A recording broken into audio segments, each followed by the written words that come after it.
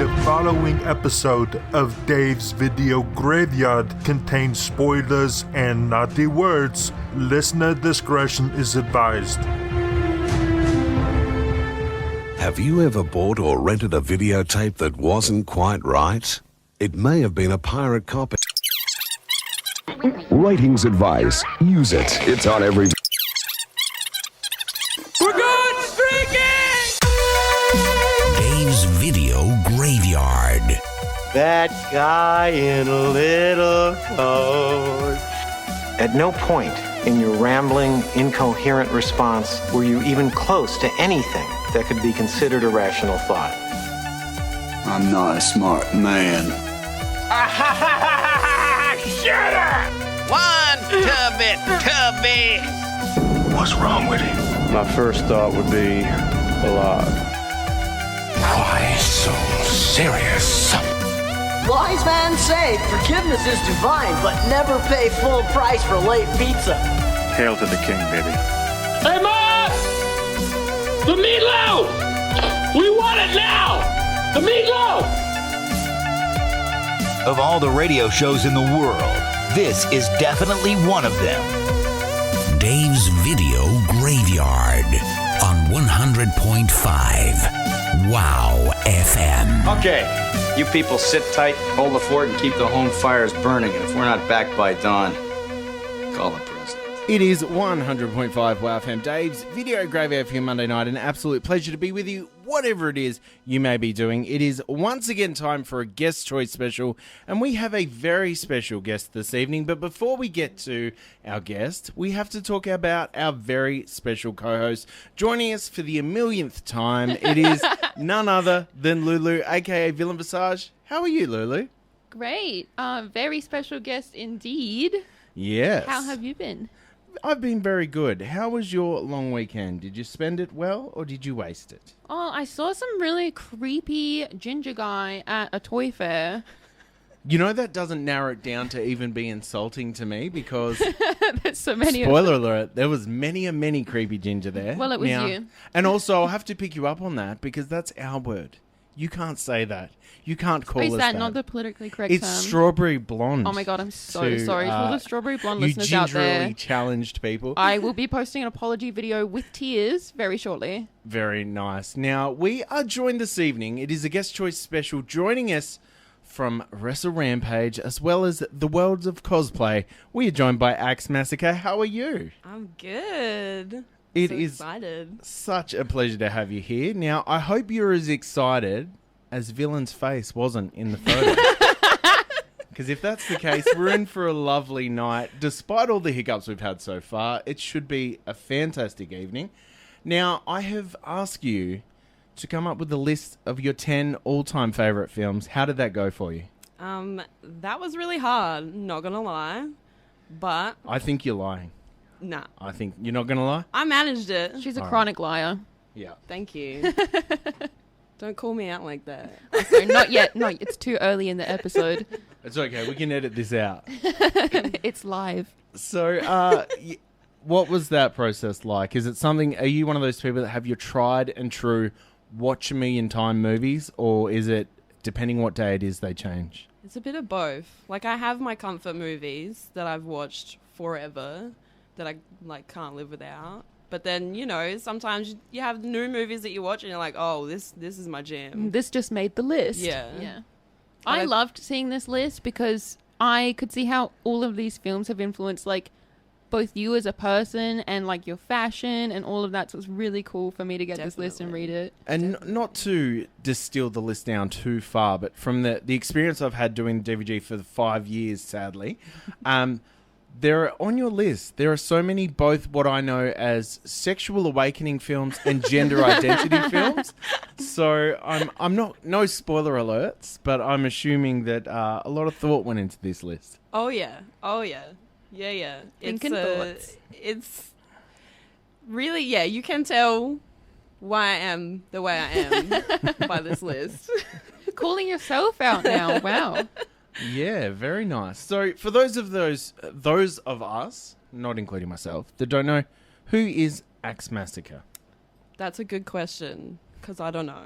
You're going to have an existential crisis and just cry for 2 hours. I'm just a trash goblin, really. I don't know, just a general hot Fashion mess. gremlin. Fashion gremlin. Recently debuted wrestler. Yes. Tell us about obviously, not long now, you'll have the World Championship of like AEW, WWE, and everyone else. Yeah. Before you get to that point, how's the story so far? What got you into wrestling? I mean, I was watching it since I was a kid, and I fell in love with it as soon as I saw The Undertaker. Nice. Obviously. That's our does dad. not show, but okay, I believe you. And then, I don't know, everyone always thought I was weird for liking wrestling, I guess, because it's always been considered like a very American thing, or like it used to be anyway. And then my sister was engaged to a wrestler for a while, so I was like involved in like Humble the brag. local wrestling scene a little bit. And then I do like that you put local in like quotations, Air so quotes. it's not local. but yeah, and then I don't know, like meeting Lulu, we bonded over our love of wrestling, And and the then, way we got bullied at school for it. yeah, and then we dressed up as wrestlers, and then I started dating a wrestler, and then that's pretty much how I got into that. It just all kind of fell into place. Suddenly I guess. cosplaying it wasn't enough for you.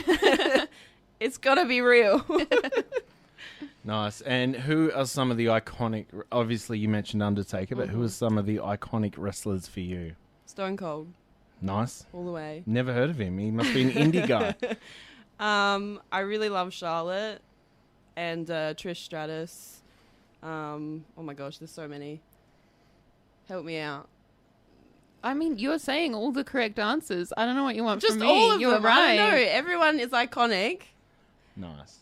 Well, how about we get into a little bit of music, and when we come back, we hit you with a high fidelity quiz. Okay. And see how that goes. This is DVG on 100.5 WOWFM. Don't forget, you can send any text messages you like this evening, 0493 291 005, or contact us on the social media, Dave's Video Graveyard on WOWFM. It is 100.5 WOWFM, the station where we don't give our guests any notice that we're going back to air. There we heard from Fozzie with Sandpaper. Also starting things off, Shawn Michaels, the wrestling god himself, with Sexy Boy. And speaking of sexy, let's steer away from that this evening, as I'm joined by two very serious and very lovely guests. We are talking to Axe Massacre from Wrestle Rampage. And Axe, you were sent a quiz. I gave you so much notice. I'm just absolutely on top of things, as you know. Yeah. This is to get to know about you as a film watcher. So the first question, what was your local video store growing up? Was the Video Easy on Henley Beach Road? Yep. Yeah. Nice. Do you have any fond memories? I mean, me and my dad would go there like every weekend and, hire a movie to watch and then go to the Foodland and buy snacks. And, yeah, I don't know. And now I'm devastated that Video Easy is gone. Yes, It's is. sad. There's a huge pop culture hole now, I think, for like particularly a lot of the younger kids and stuff. They don't get to the experience of Friday night at the video store was in essence really a Friday night not doing anything.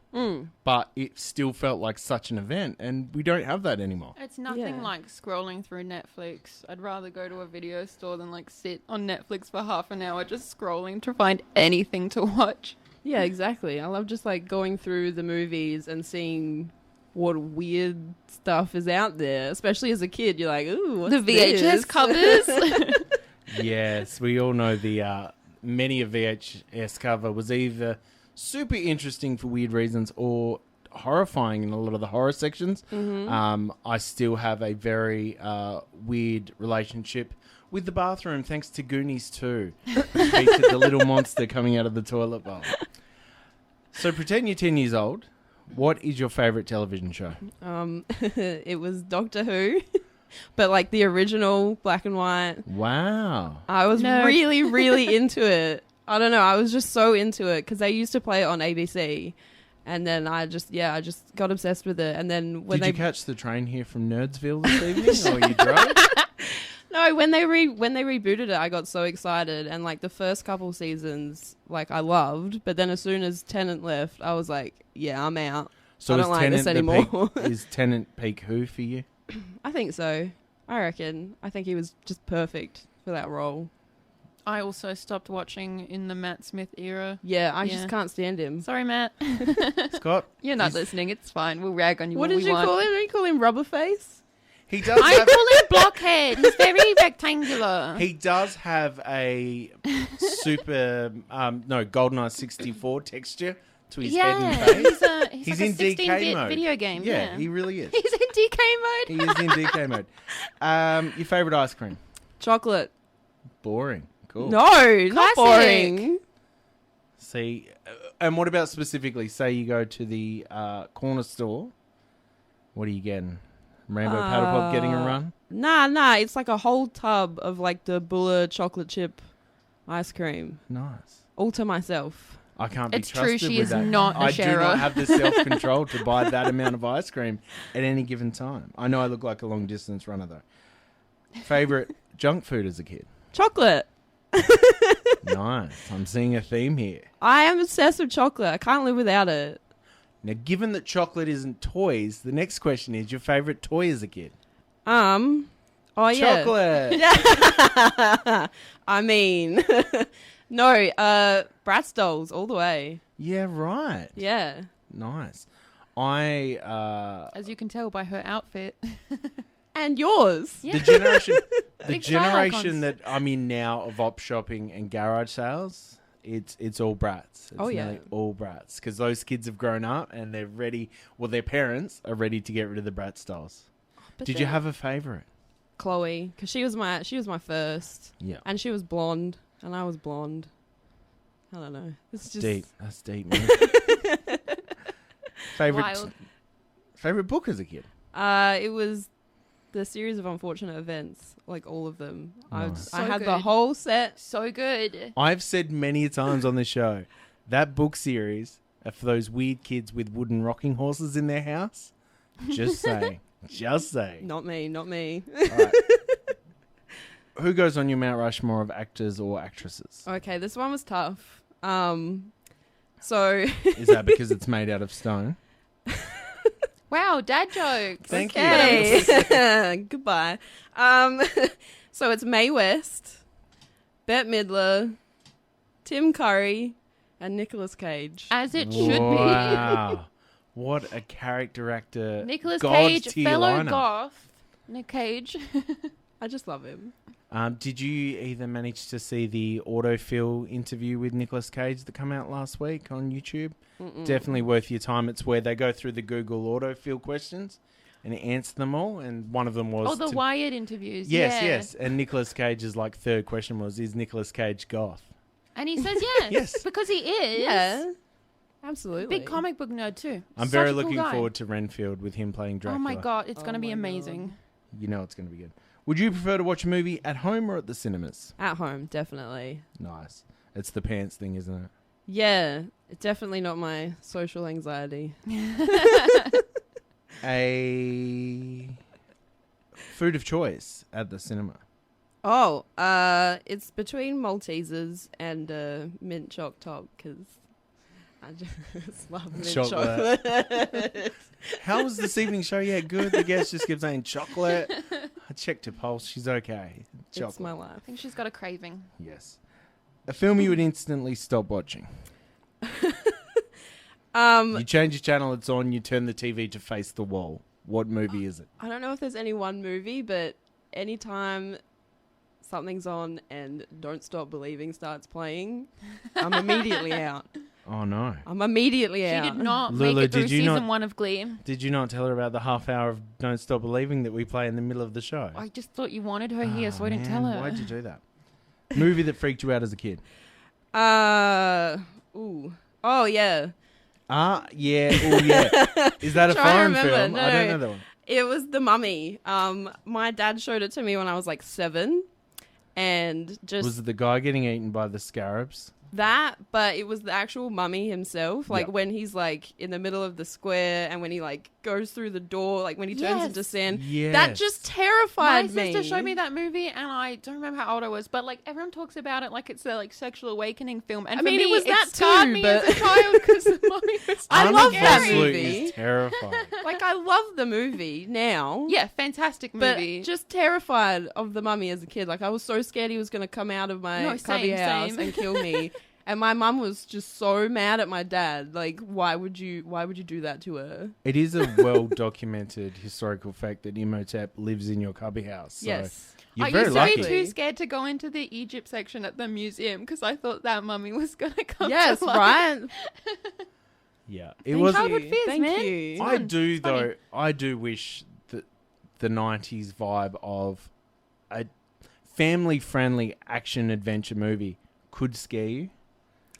It wasn't. Sorry. It was just I'm the mummy. probably talking to the person that cried watching Night at the Museum. You're like, it's so scary. No. No, but Rami Malek in that was Yeah. in fact a sexual awakening. Yeah, exactly. That was my first thought too. That's a mummy I'm not scared of. He can get it. TV show or movie from your childhood you would like to see rebooted? Art Attack. Beautiful Yes. answer. I love that show so much. And as much as Mr. Maker wishes it was Art Attack, he's still just the Bilo brand version because nothing was better than the forced perspective giant artwork at the end of that show. Yes, exactly. Again, I also remember being terrified by an episode of Art Attack. Was it one of the column heads that talks? It 'Cause was they the were pretty one scary. he like did a when he does those big giant. Yep. Yeah, and he did a. I think it was like Dracula Out out of of Soul. Soul. And then like Dracula came in and like chased him away, and it's I think it was so missed scary. that one. Oh my god. Well, what you didn't know is that was actually all live. That was filmed live, and Neil Buchanan was actually killed by Dracula. That's in my actual fear. live canon, so you should be scared. Wow, you think that would have gotten more news coverage? I know. It was hushed up by Big Salt, so you wouldn't have heard about it. Name one famous person that's not in this room that you'd like to hit with a hammer. Matthew Morrison. Wow. Where'd that come from? So valid. Well, you can't say. Oh, I hate him. He is a jump scare The of Grinch a human being. Good answer. Very good answer. Can't stand his face. No. You were charged with the power to make the entire population of the universe watch one film. Are you using this power for good or bad? What movie are we all watching? I think everyone would be a lot better if they all watched A Bug's Life. Right. Nice. That is not the answer I expected, but No, you're no, right. that's- You're right. Society is a better place having learned the lessons Exactly. of an It's evil James just- Woods. It's such a good movie. Like, I don't know, just everything about it. I was obsessed. Good answer. You're taking your favourite fictional character and adding it to any other film. Who is it and what is the movie? This was a weird question to think about. You're a weird question. How dare you? Thanks for coming. Okay. Tonight it's all about Lulu's favourite hats. But I thought Berets. just this makes sense to me. Cruella de Vil in Hocus Pocus. Oh, that is seamless. That is seamless. And who is Cruella de Vil to you? Do you have a peak Cruella? Is it Emma Stone? Oh no, Glenn Close. Glenn Close. Good It's gotta answer. be Glenn Close. Thank goodness. The ultimate. The ultimate. She Definitely. is Cruella.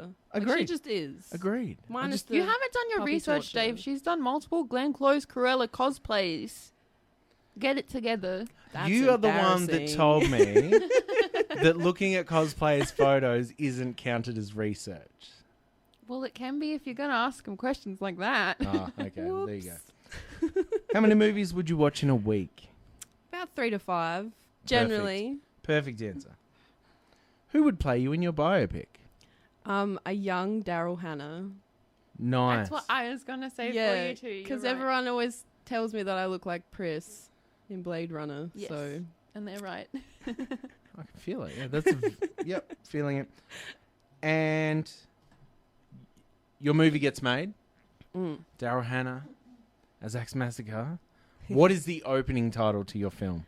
it's Guided by Angels by Amel and the Sniffers. Nice. And you have an affinity for this song, obviously?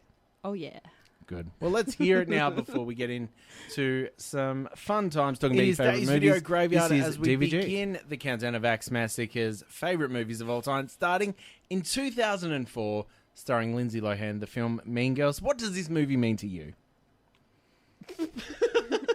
Sweet, next movie. Yeah, we're going really well. Damn, I don't know. That's a big question. Why do you like this movie?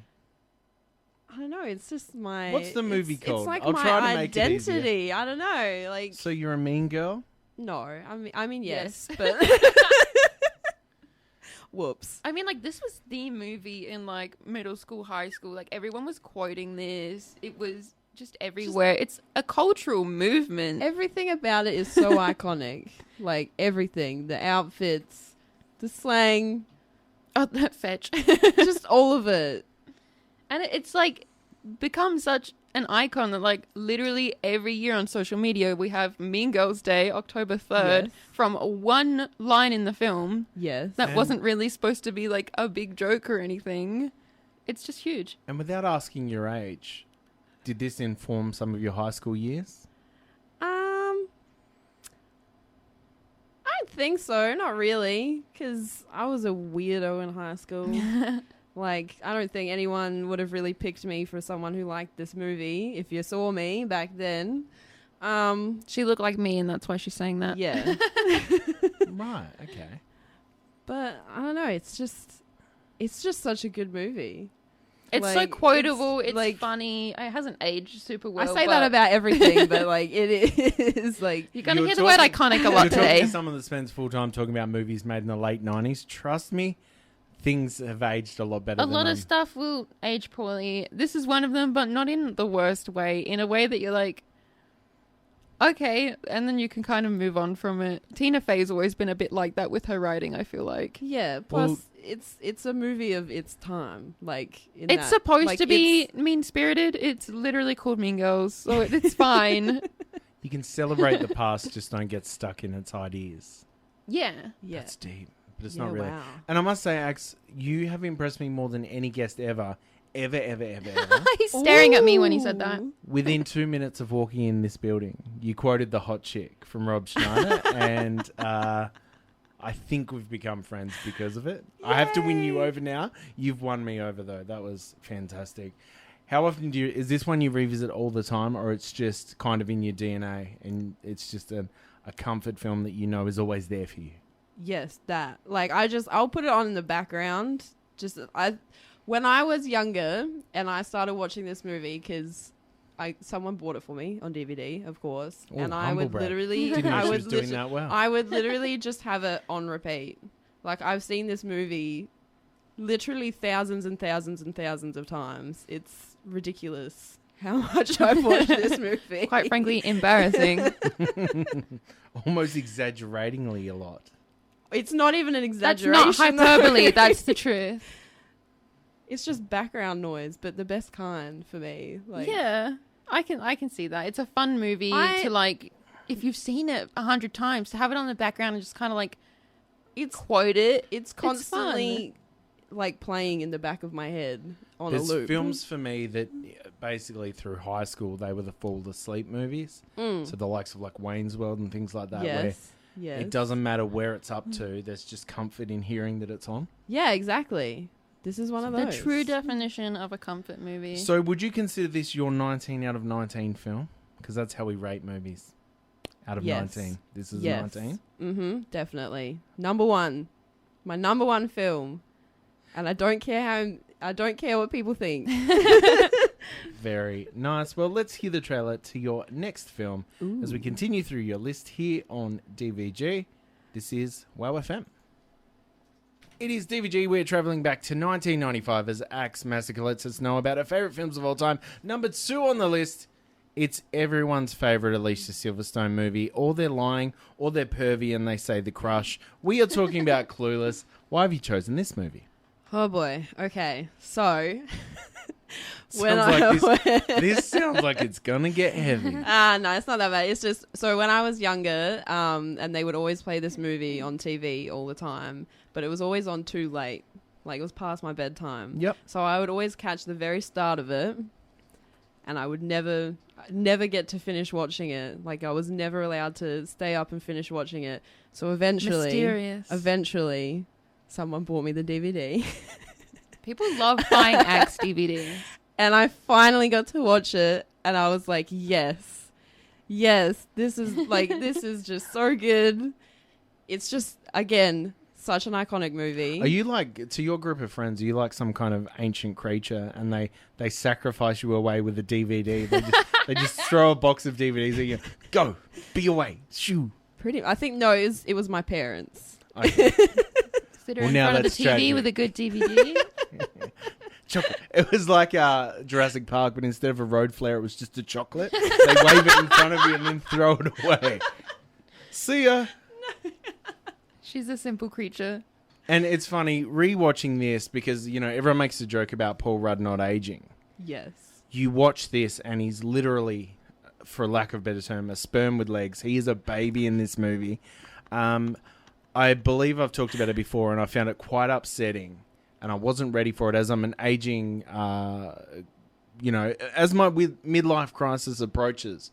Watching the last Diary of a Wimpy Kid and having Alicia Silverstone cast as the very plain Jane mum really hit me in the I thought you were already in your midlife crisis because you're wearing tie-dye Crocs. Excuse me, how very dare you? And they're not even in sports mode. Well, you look like Roasted. you were kicked off the set of Braveheart. Where you were delivering... I am a very strong Scottish man. Where you were delivering baguettes. Oh, no. That's the From the beret Tim joke. Burton You themed need a candy little shop. pom-pom on top. That would be cute, though. And Listen. the baguette shop was produced by Tim Burton. And speaking of clothes... These don't sound like insults. No, No, they're observations. Speaking of clothes, though, I think we need to acknowledge Mona May as the costume designer in this film, because every single outfit, and there are so many of them, so well put together, so Yes. iconic. People still style their clothes after Cher's clothes, especially How like many, the yellow. I was going to say, how many times matching- has yellow tartan been used thanks to this film? And it's incredible. Like, people have done like music video parodies. It's still referenced all the time. It's just I just like wanna Axe say, says, very, very iconic. I just want to say, though, like, I know that the yellow outfit is, the most iconic outfit, but I'm sick of it. Like, it's all good, of Amber's but I'm outfits sick are of my it. favorites. They're like, Cher has so many good outfits, Yes. and everyone's just like, oh yeah, the yellow part. I'm like, but there are so many good outfits. So many. Like, I and not even remember just on Cher. my sister, as an adolescent girl watching this movie, she went and hired Spartacus because she thought that's what big kids do because of this movie. you mean Sporadicus? Yeah. I must admit, I do. This one is a very easy watch. I revisit this one quite often. You're always reminded of the tragedy of Brittany Murphy because she was just... You see Such the a magic that she star. was in Yeah. this movie. She's just... And just to give you that... Because there's nothing funnier as someone that grew up in the 90s revisiting things that just have not aged well. And I think the biggest... And it's not problematic, but it has aged well. Anytime you see a live performance of the Mighty Mighty Boss Tones, you know that it is a different time and a different place. We love ska music. Yeah.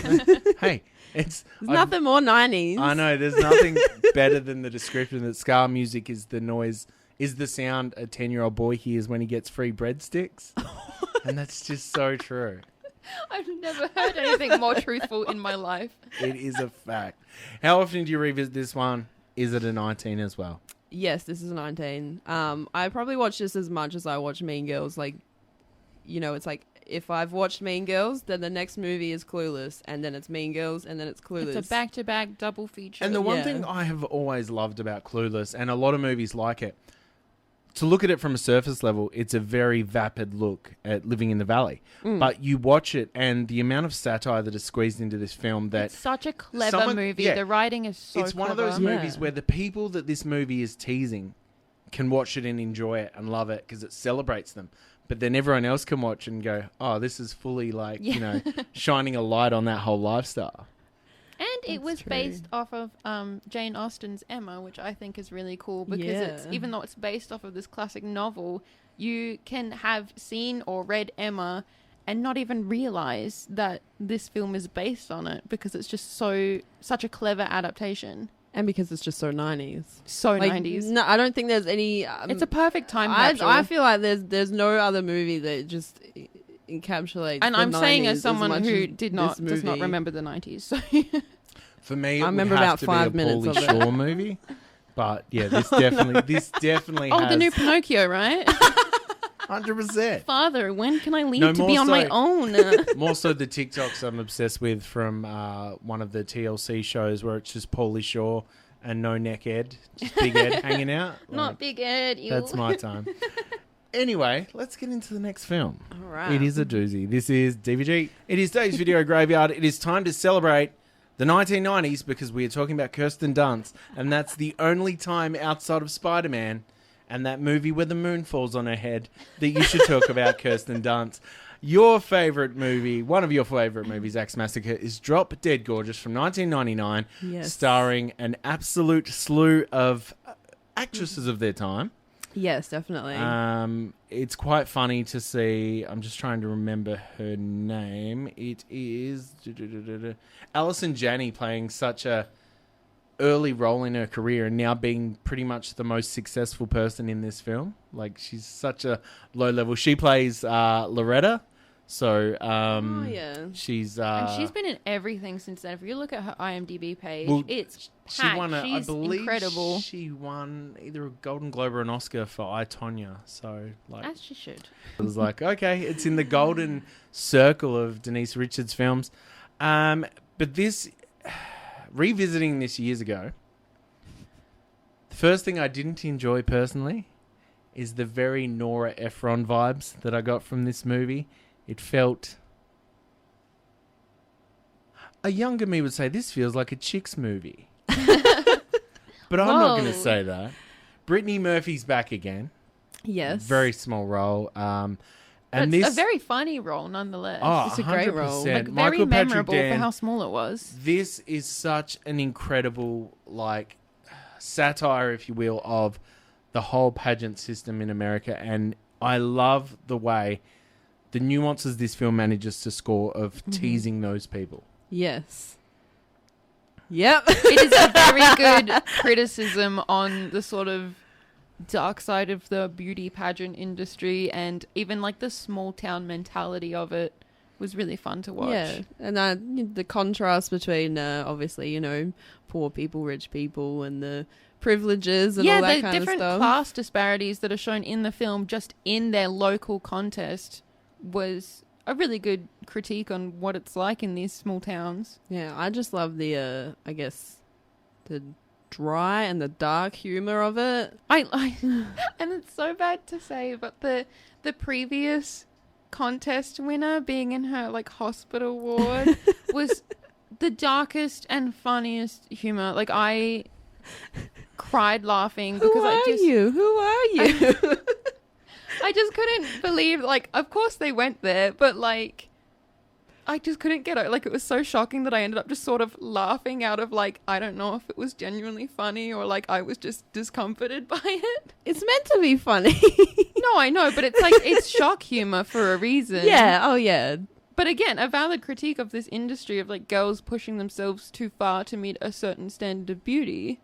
And being easily manipulated. And yeah, because she's so like sweet and innocent, and she's in this. Yeah, it's great. And her wheelchair performance in the current pageant. Don't cry she's out like loud. lip syncing with the wig on, and the nurse is just pushing her back and forth in the wheelchair. I was crying. It's so good. It's so messed up, and I love it. It was wild. I'd never heard of this movie until I was going through her list and making sure I'd seen what I needed to see. And I can't believe I've never even heard of this with how star-studded it is. I actually can't remember how I found it. I think it was another one of those movies that my dad showed me as a kid. That's a Which wild is, it's pick, an Dad. occurring theme with a lot of these movies. I have a fun fact for you to make it less of a chick flick for Dave. The mall parking lot that Gladys pulls into to pick up the dresses, that she calls like not the Mall of America or whatever, was the same mall that was used in Mallrats.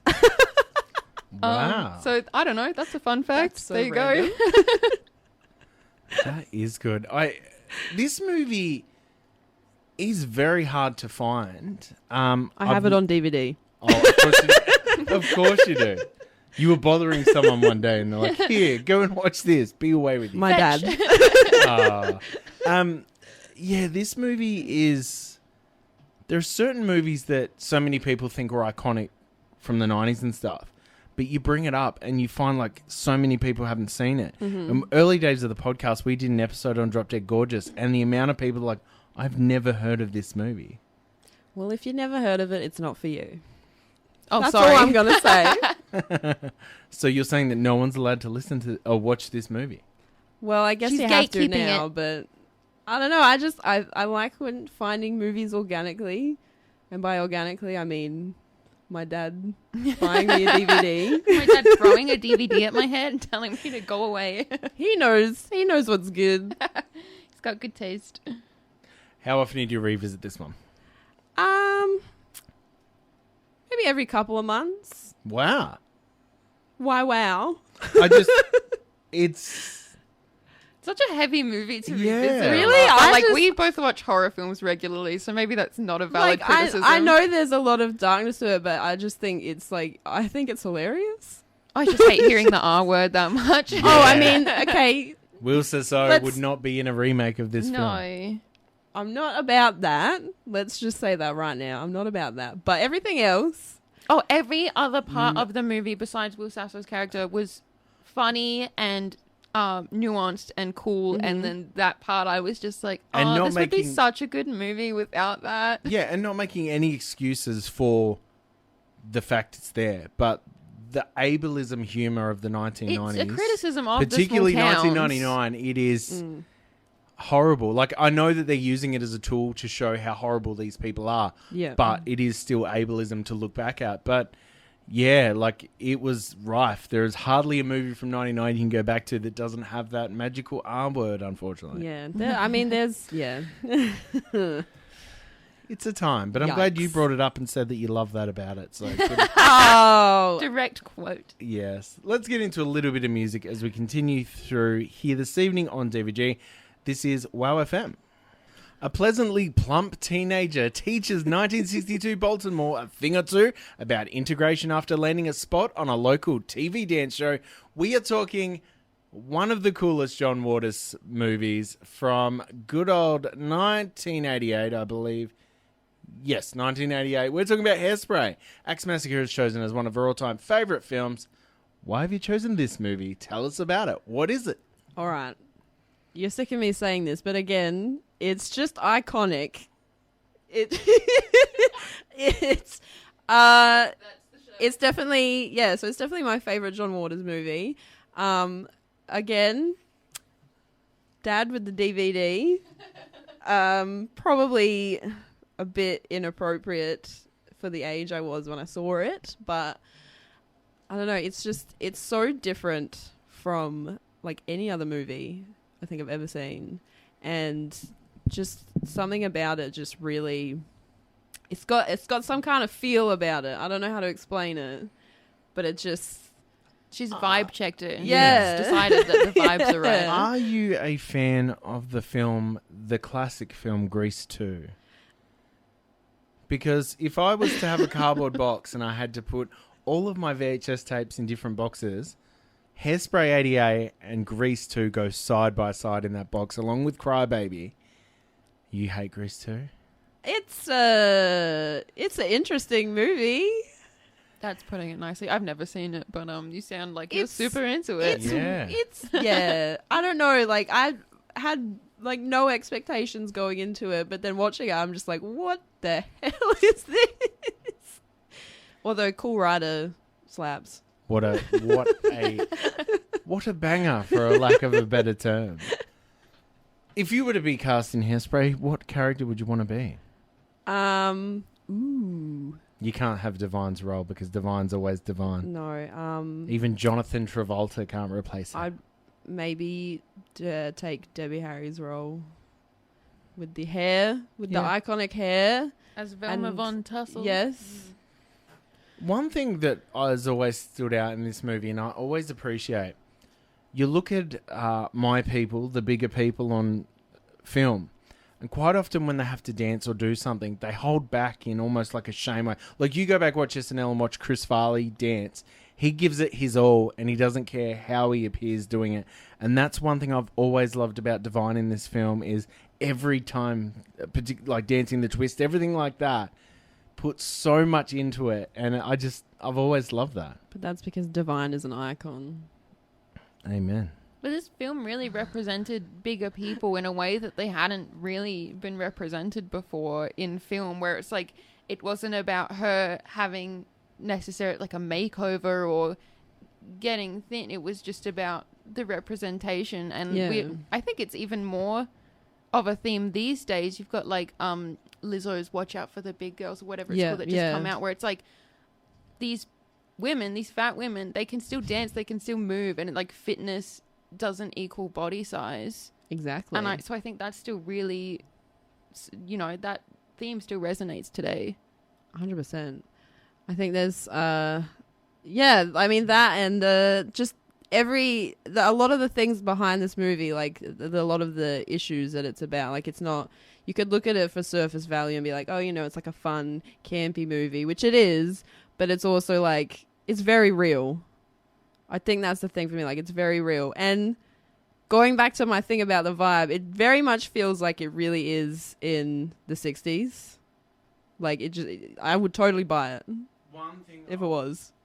One thing I've always loved and will always love about John Waters is his, his love of shooting on film. Mm-hmm. And because, he was considered like lower than the studio system.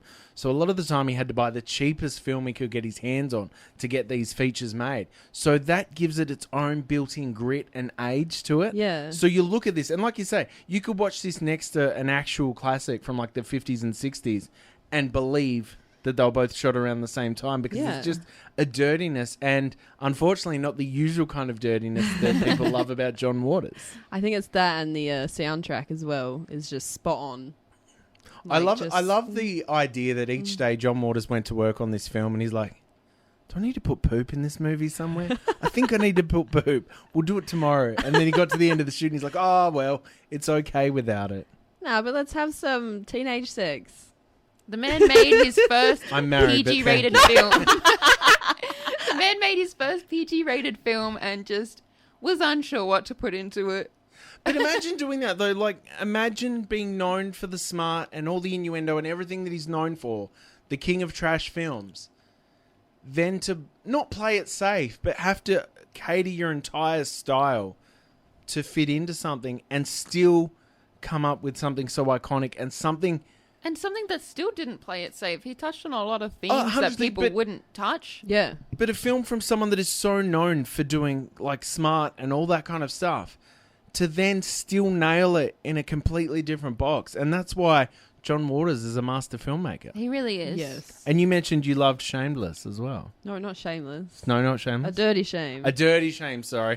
I like Selma Blair on the front cover of that movie. I was working in a DVD shop when one that of the came best out. prosthetics of all time.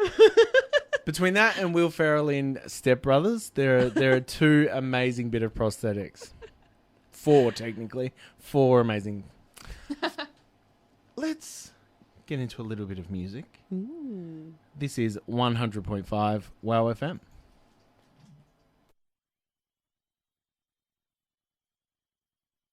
Dave's Video Graveyard. We are talking all about 2002's Scooby-Doo, a very important high school movie for myself, but it was also a very upsetting time for any Batman fan, because Warner Brothers decided that the teaser trailer for the Scooby-Doo movie should pretend to be a Batman sequel. So the original teaser trailer, I don't know if either of you have seen it, it's panning through a dark mansion that you think is Wayne Manor.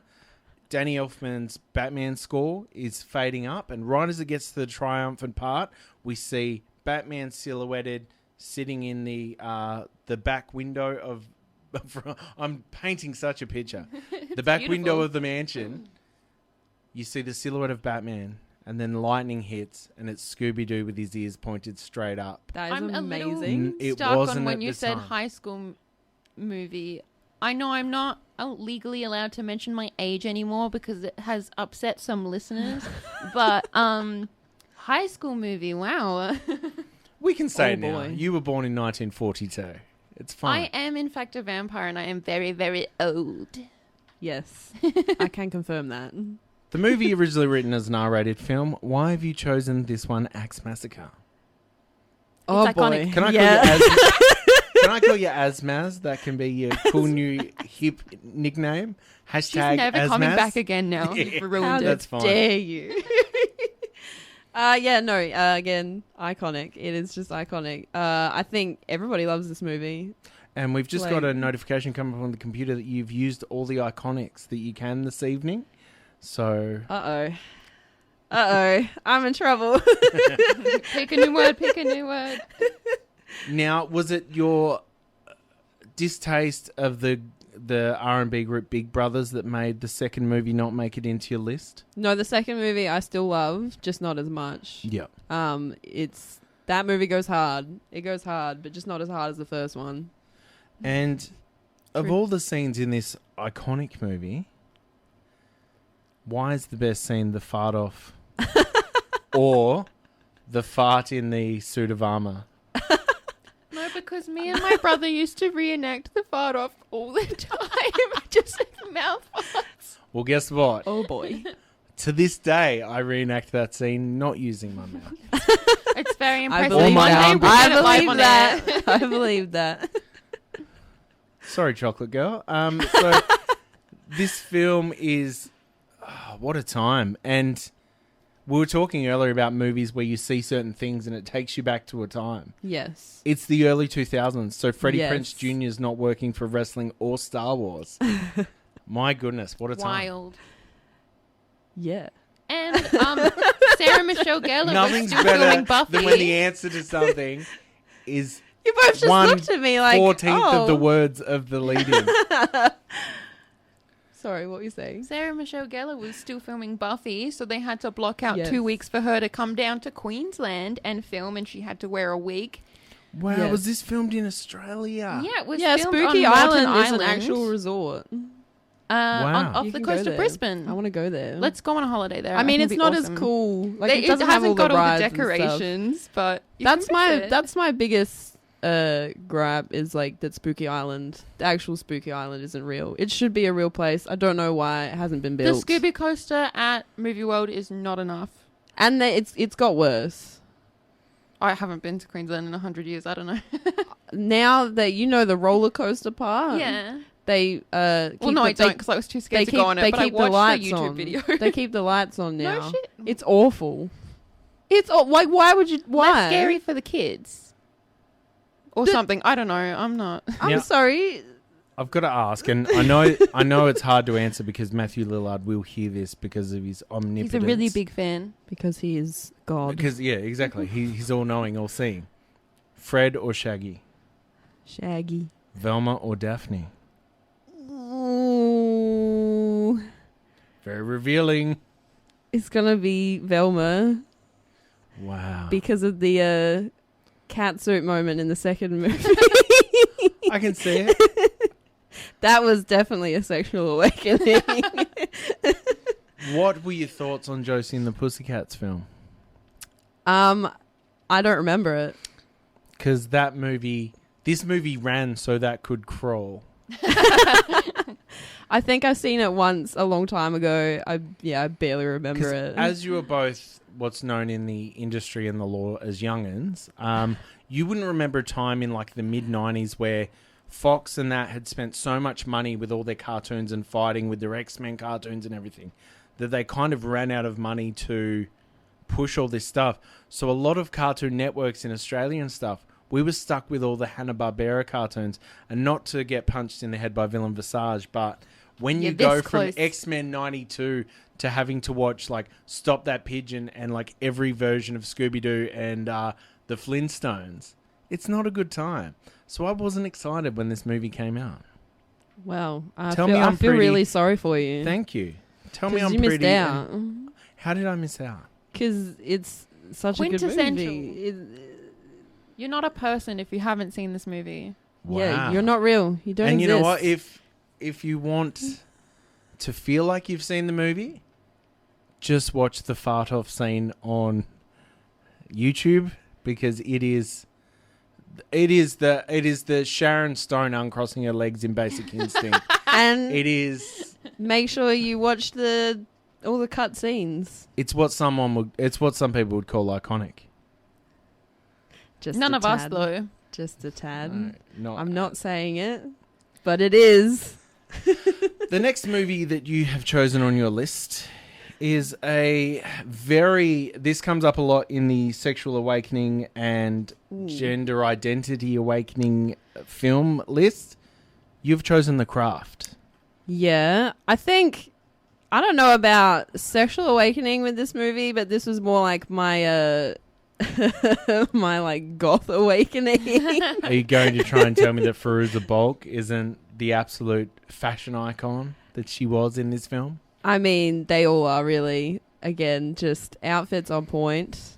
I definitely wanted all of Nancy's clothes. I still do. They're still great. And I feel like we've had a 90s resurgence in fashion lately too. Oh, yeah. It's a good time to get them. A lot of the girls I went to school with, and I'm not judging because I know what the Wild West was in the 90s. The amount of girls I knew that fell in love with Skeet Ulrich because of this movie, and I'm like, not because of this. I actually didn't like him in this movie. And I liked him in Scream. So. Yeah, that's what got me because like I remember everyone going on about how hot he was. He was like, Johnny Depp from Wish, and this was before I'd seen Scream, and I'd only seen him in The Craft, and I was like, that guy, really? What? And then I saw Scream, and I was like, okay, that makes sense. And as I'm sitting in front of my good friend Lulu, I feel obliged to call you out. An extreme lack of horror on your list. Look, it's about? It's there. It's just further down the list. What are some iconic horrors for you? You mentioned earlier off air The Exorcist. That's my comfort horror movie. Is The Exorcist? Definitely, I love that. And the book. She stole my book copy, and I had everybody to must read the book if they like like the movie. You have to read the book. Because it makes a lot more sense. You haven't listened to this show. What's a book? Well, it's a. That's an analog movie. Yeah, it's what comes before the movie. Teach you to read one of these episodes. All right, it'll be a really great listen. How many times have you done light as a feather, stiff as a board because of this movie? I've actually never done it. Really? I didn't have enough friends. Yeah, and I didn't have these group sleepovers with I didn't have like a big group of friends that we did everything together. Like I didn't have that. You just had a candle and a pile of DVDs. Yes, exactly, exactly. But I feel like if I tried to do it, everyone would just be like, "No, stop it." Did you have like a pile of DVDs with like a little blanket strewn over it and like a Wilson handprint face on it, like in Castaway as your best friend? No, that's what you presented. I had just a whole bookshelf of DVDs. Oh, what's a bookshelf? That's a DVD shelf.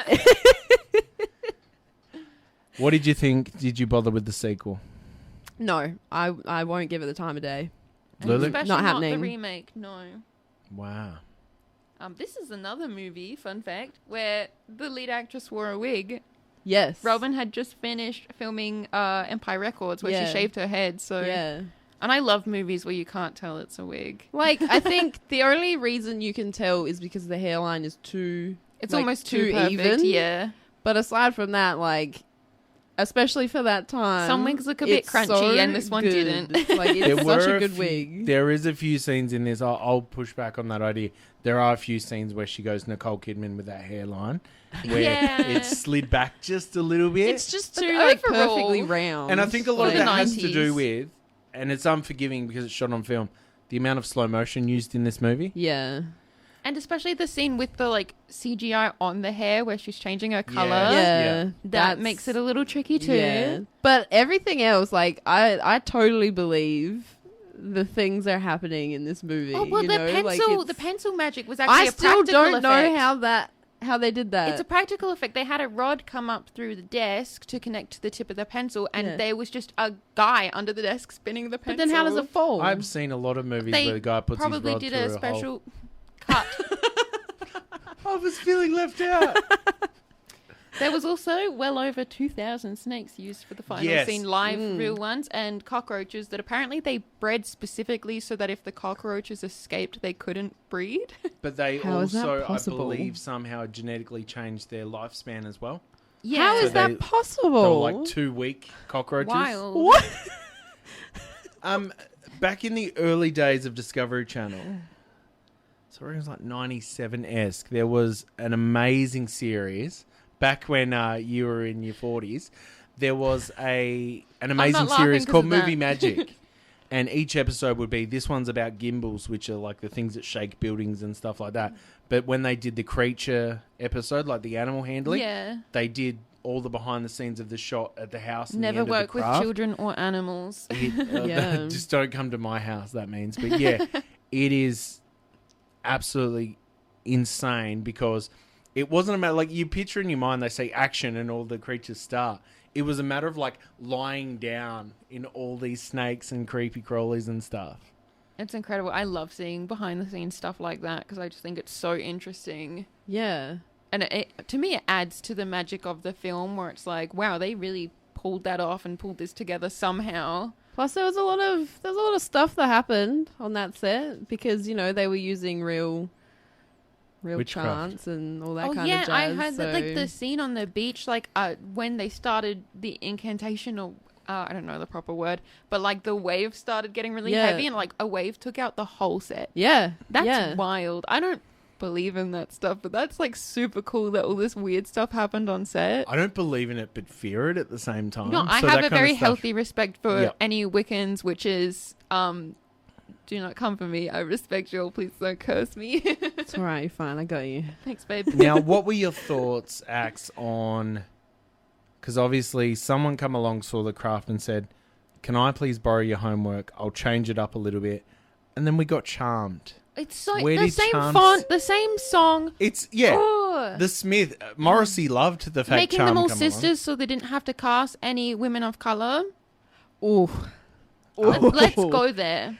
Because the way Rachel True was treated after filming finished and even during filming was pretty abhorrent in the craft. So to make a rip-off and then just uninclude any women of color is wild. There was featurette interviews with the 3 people of not color. They were taking And the she other wasn't 3 she wasn't told. to all these press junctions and like convention appearances, and Rachel True was not invited, which is wild because they literally rewrote the part for her to include racism, to include all the stuff about what black people face when it comes to just their hair texture. Because originally Rochelle's part was about bulimia, and it was a white girl, and they rewrote it for her. And so for them to treat her so poorly after filming that's wild. Performative, whatchamacallit. Yeah, like performative activism. Like Yeah, they that one. didn't do anything for her afterwards, and she kind of accepted it, like in interviews, like, "Oh, it was the 90s, and I thought it's just because they had all acted more than me," and then sort of came to realize, no, it's because I'm a black racism. woman. Yeah, yeah. So Rachel True is not listening, but we love you. You did incredible in this movie, and it was, I feel like, so important for teenage girls, especially teenage black girls, to see a character like this go through what some of them might have gone through at school and overcome it. Very true. I'd like to say hello to Alyssa Milano. Moving on to the next movie that you've chosen. Sorry, Charmed fans.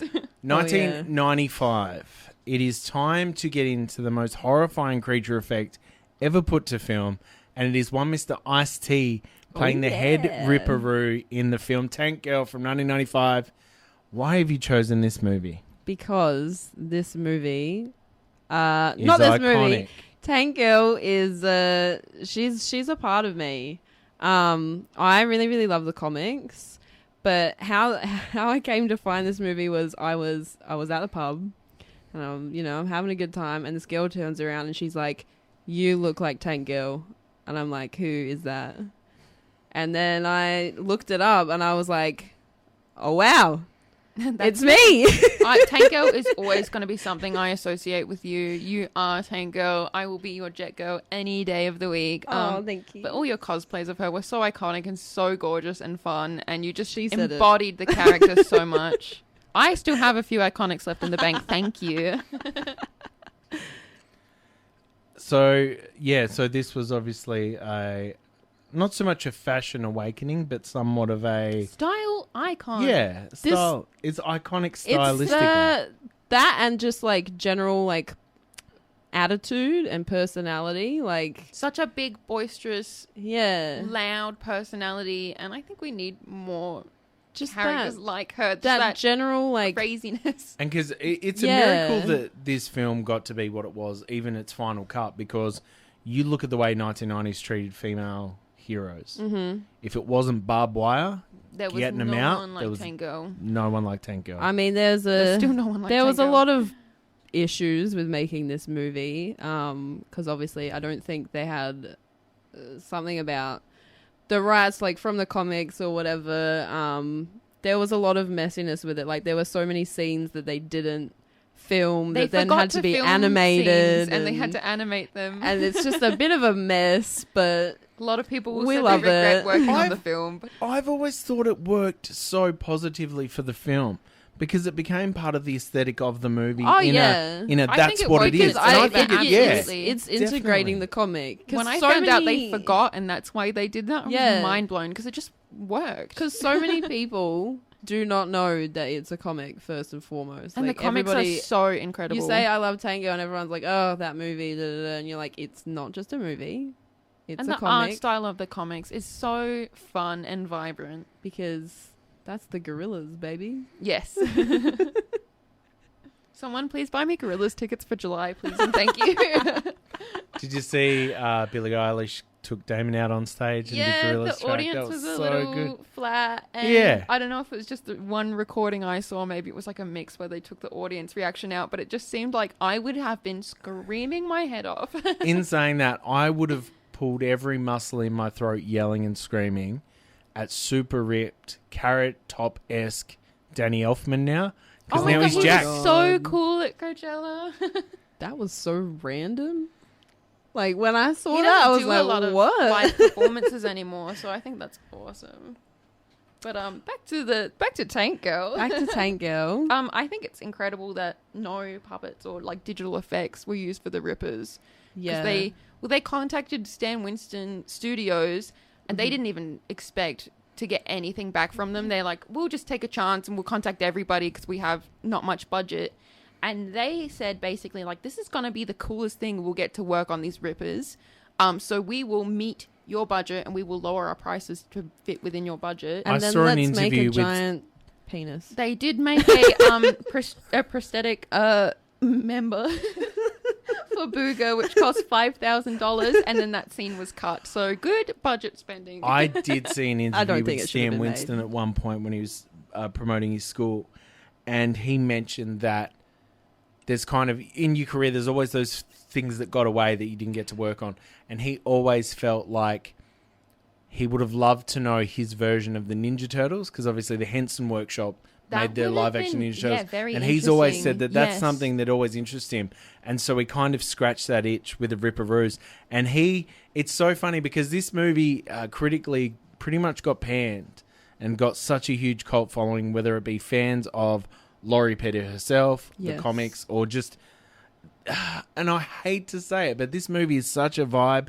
It has its own look, like just the visuals of the tank driving around. The aesthetic, look the so cinematography good. is so distinct. It doesn't look like anything else, except there is another film, which if you haven't seen, I beg you both find and watch, called Warriors of Virtue, and it is a time. It's basically Power Rangers meets the Ripperoos, and it's I'm all sold. practical. I will It is watch this for it is sure. insanity. It was made by 4 doctors that just had a lot of money but no experience, and they just funded it, and it is iconic, for a lack of a better term.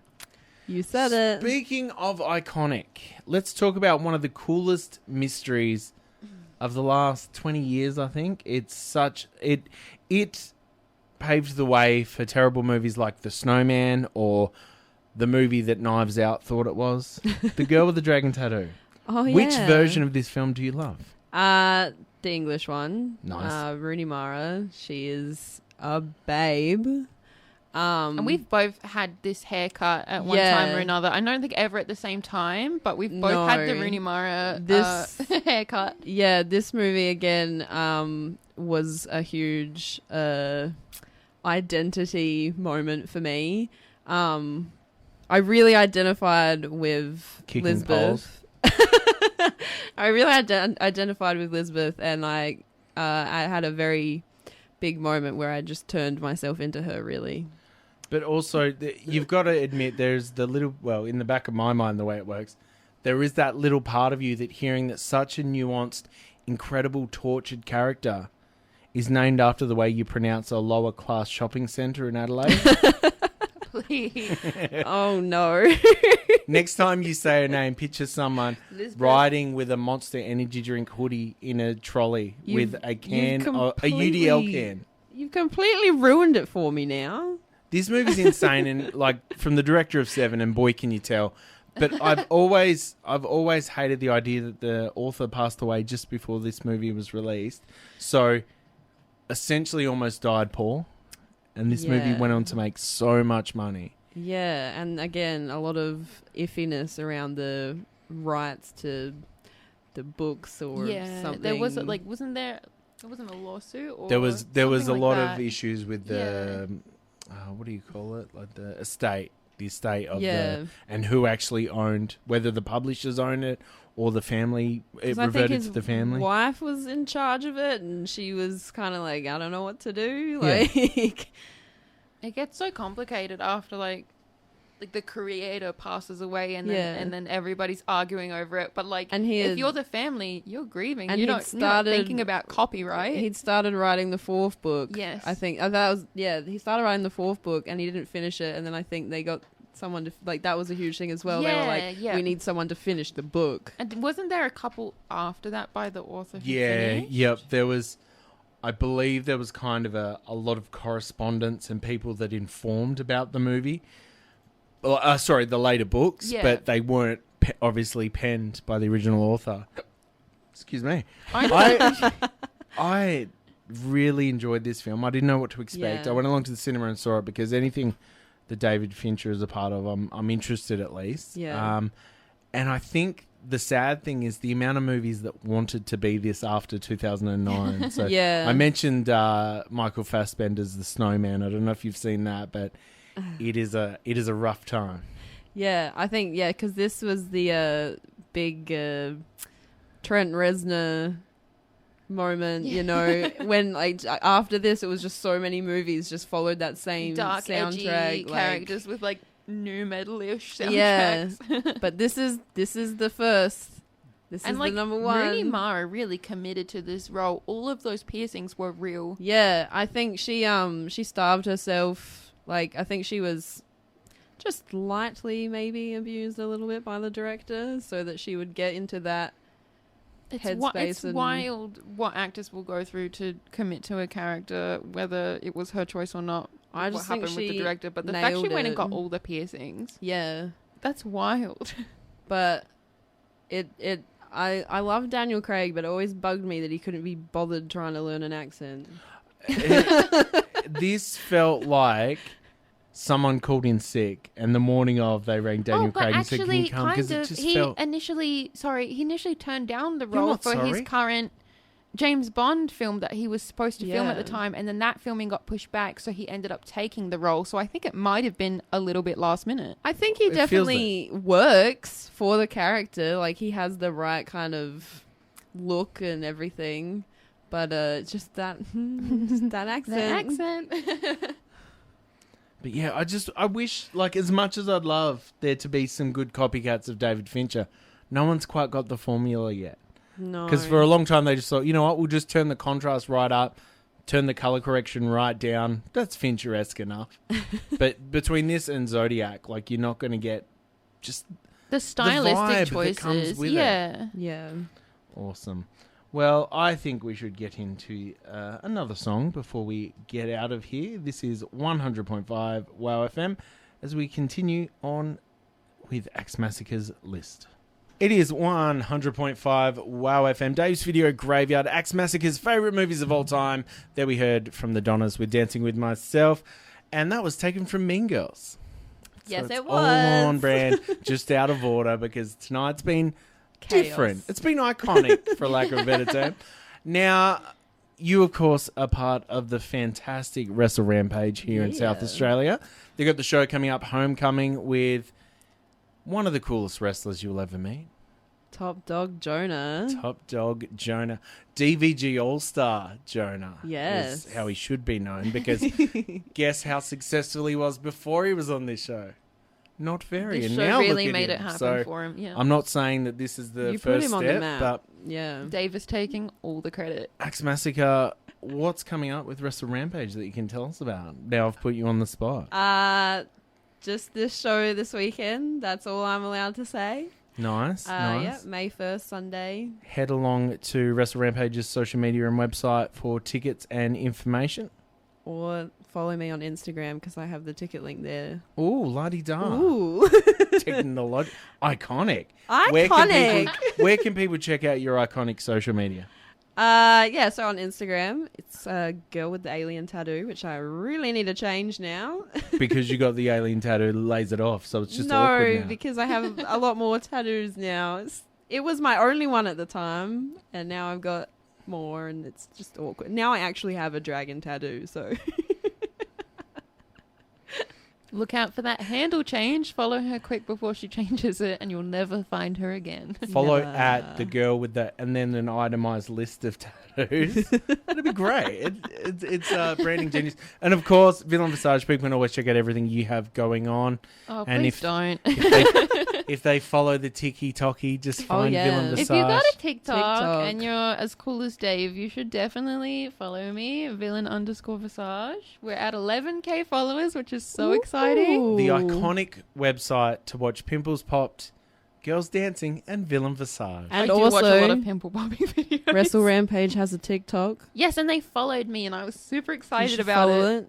It's iconic.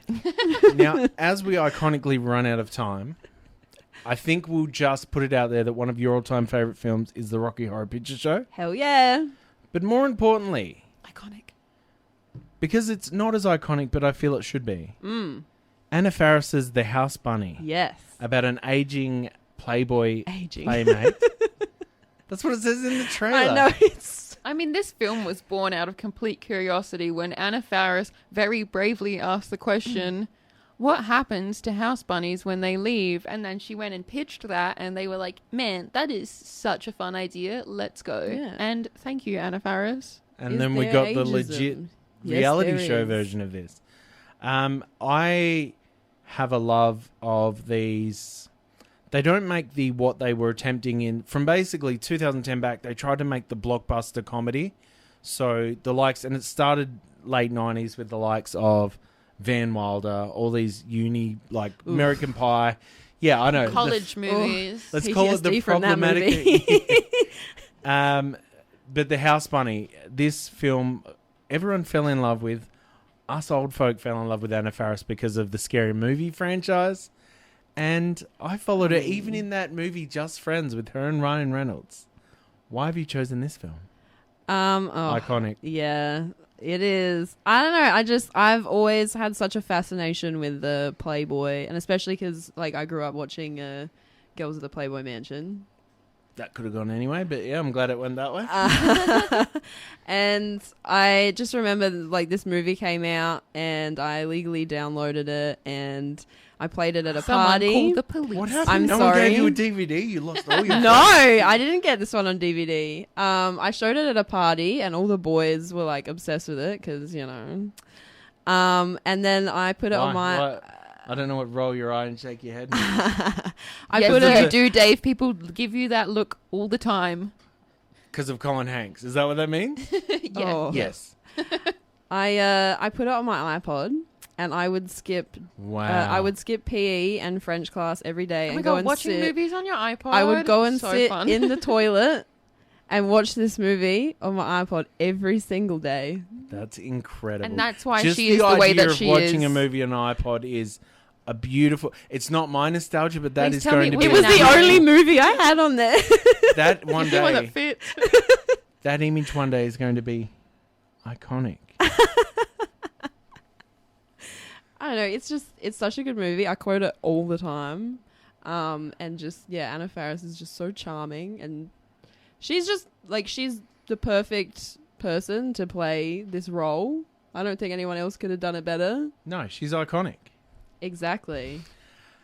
Thank you so much for what has been the garbage fire of this evening, other than your presence and Villain Visage.